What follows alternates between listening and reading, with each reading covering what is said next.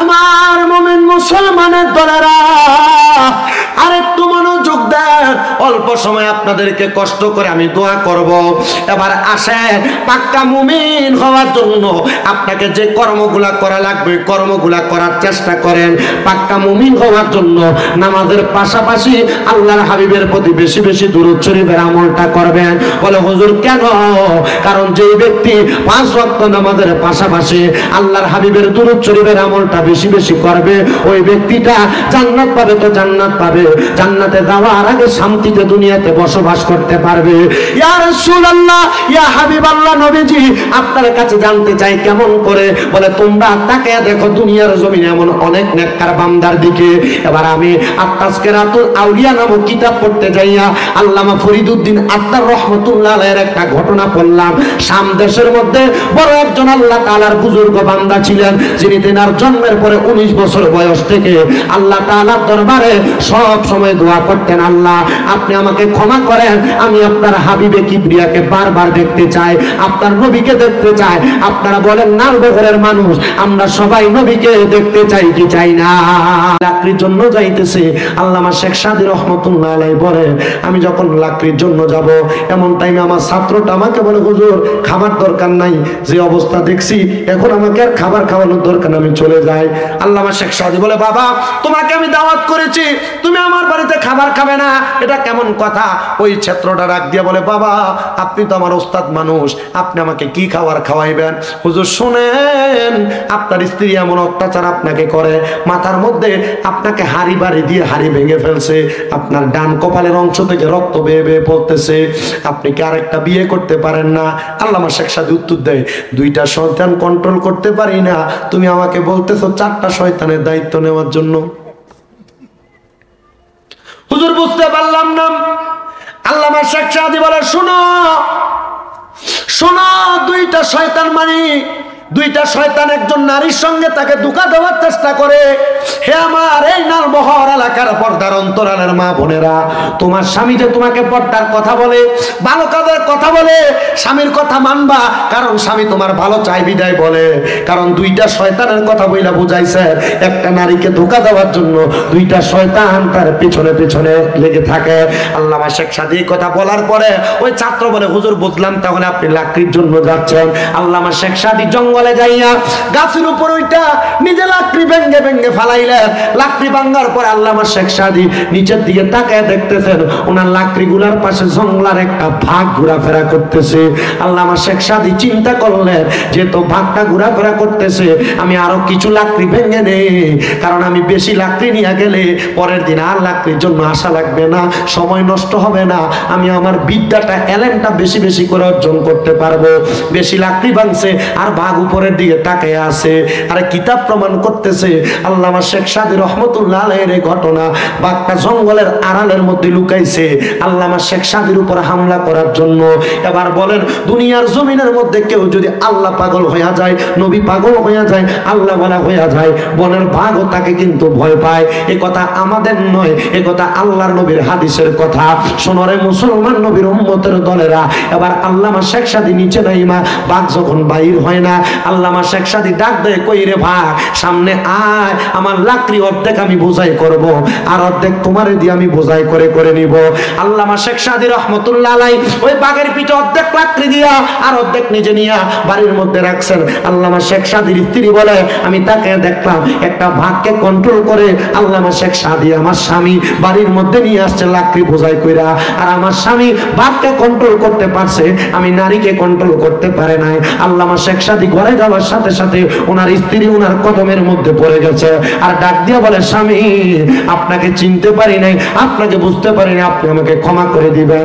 এই পর্দার অন্তরালের মা বোনেরা, আপনার স্বামী আপনাকে যত রকমের কথা বলে, আপনার ভালোর জন্য যেহেতু বলে, আপনার স্বামীর অবাধ্য আপনি হবেন না, স্বামী যেমন ভাবে বলুক না কেন, কারণ নবীর কথা, স্বামীর আদেশ ছাড়া একটা মহিলা যেহেতু বাবার বাড়িতেও যাইতে পারবে না।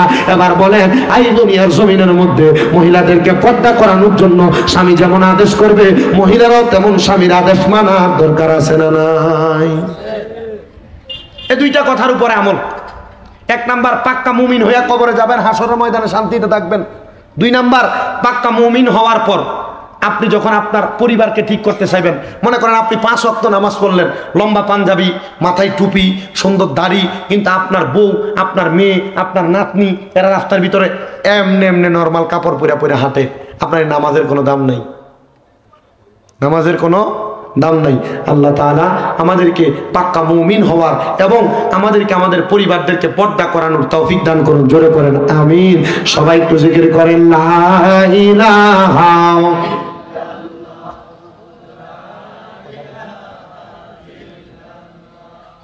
লা ইলাহা হাসবি রব্বি জাল্লাল্লাহ মা ফি কলবি গায়রুল্লাহ নূরে মুহাম্মদ সাল্লাল্লাহ পর নূরে মুহাম্মদ হো লা ইলাহা ইল্লাল্লাহ লা ইলাহা লা ইলাহা আল্লাহ ছাড়া মাবুদ নাই, নবীজি ছাড়া উপায় নাই।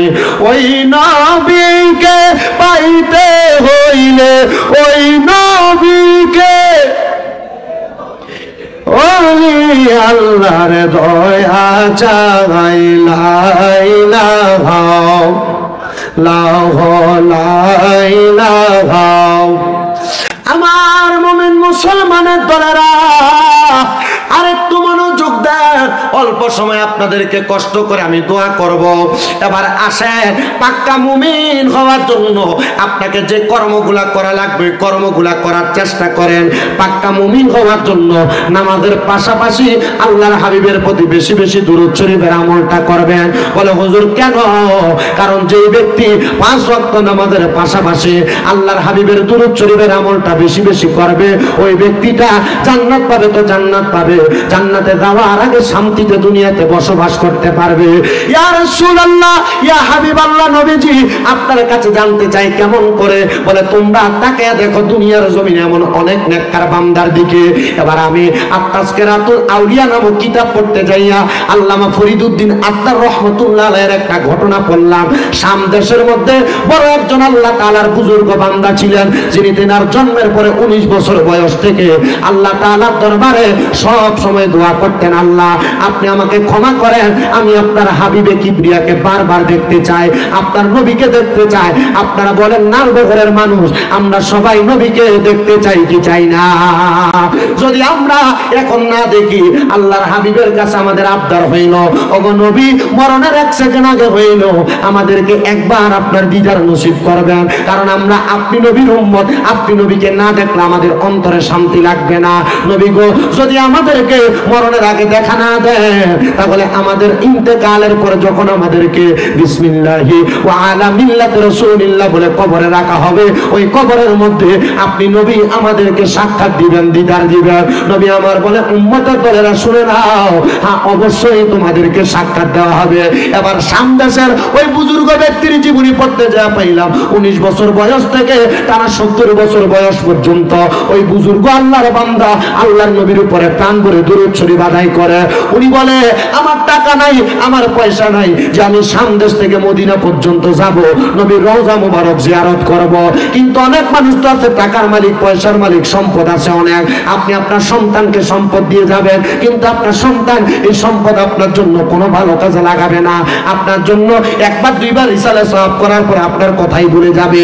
এমনও সন্তান আছে গুরুস্থানের সামনে নিলে মা বাবার কবর কোনটা এখনো চেহারা দেখায় বলতে পারবেন এটা আমার মার কবর, এটা আমার বাবার কবর। ওই ব্যক্তি বলে আমি সম্পদের মায়া ত্যাগ করে দিয়েছি, আমি আমার সন্তানকে নিয়ে, যখন আমার সন্তান জন্ম হওয়ার 6 বছর পরে আমার স্ত্রী মারা গেল, আমি তারে নিয়ে বসবাস করতেছিলাম। আমি একটা তাবু টানে টানে বসবাস করতাম, আর আমি সকাল থেকে সন্ধ্যা থেকে রাত্র পর্যন্ত আমি আমার নবীজির উপরে দুরূদ শরীফ আদায় করতাম।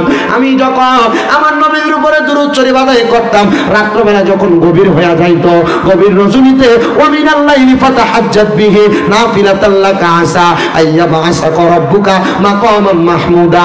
এই আয়াতের মাধ্যমে আমি আমার আল্লাহ তাআলার কাছে তাহাজ্জুদ নামাজ পড়ে আমার নবীর দিদার পাওয়ার জন্য কান্না করতাম আর বলতাম, আল্লাহ আপনিও বলেছেন আমার নবীজি রাতের কিছু অংশে তাহাজ্জুদের নামাজ পড়লে অতি সত্বর আমার নবীকে মাকামে মাহমুদ প্রদান করা হবে।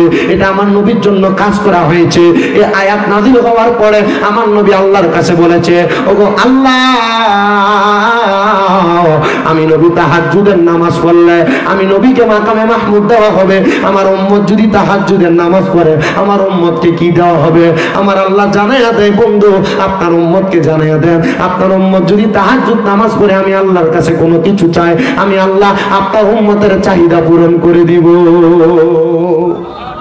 বিদেশ যাইতে পারেন না, আপনার স্ত্রীর গর্ভে সন্তান হয় না, ব্যবসায় যে বরকত হয় না, কি করবেন আপনি? দুনিয়ার কারোর কাছে চাইবেন? জি না।